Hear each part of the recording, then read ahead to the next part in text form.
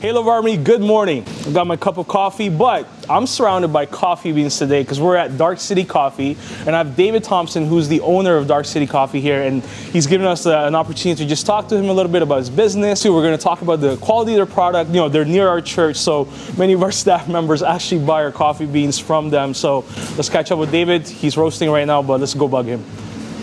How early do you start roasting in the morning? About 7 a.m. every day. We're here Sunday through Thursday, and I'm the first one here for a couple of hours. I started a company called The Coffee Tree back in 1987 with a location in Spadina Village, and that was the first micro roastery in Toronto with a retail storefront and a roaster right in the front window roasting, and people would come in and I could do anything for them custom. Then I wanted to spread my wings, so I wanted to incorporate jazz, bar, a restaurant component, and have the roastery. So I started Dark City on the Danforth, and that ran for about 5 years until there was a fire, and I lost both businesses and had to start over again.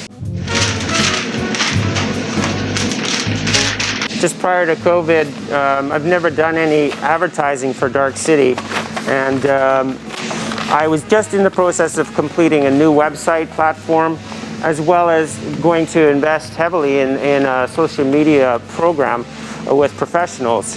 And then the COVID came, and my business exploded, and I didn't have to do anything. I still haven't advertised for my whole career.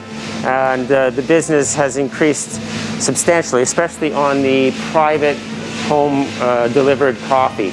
Obviously, people are at home and they want to indulge in something, and it's one of those pleasures that's not too expensive, but everybody that is a coffee lover wants something good in their home during this COVID time.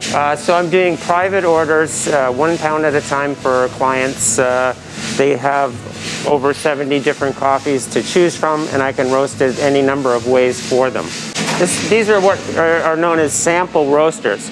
So in coffee, large coffee houses that have a laboratory that's all they do is cup all day, they can do small little batches and then cup that.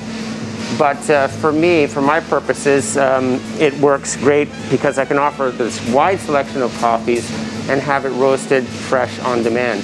My go-tos are naturally processed coffees. So that is where the fruit of the cherry is dried onto the beans. That imparts a real complex fruitiness into the coffee and gives it something that, unless you've had a natural processed coffee, you don't know coffee. And so those are the ones I go to, and typically it's going to be Ethiopian of some kind. A Yirgacheffe or a Sidamo. Harar can be good occasionally.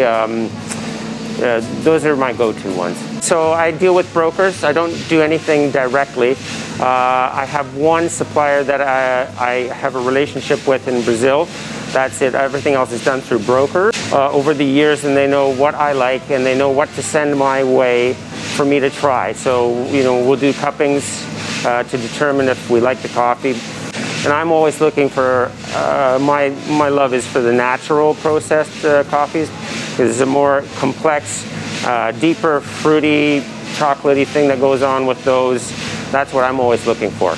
I would say 1/3 of all of our coffees is organic and fair trade, shade grown, and we also have a good chunk of those coffees that are also certified Feminino, which is it's a gender project to support women in the growing countries. So the Feminino certified ones, the women own the land, they do the harvesting, they do the processing, they bring it to market, all women. That's amazing.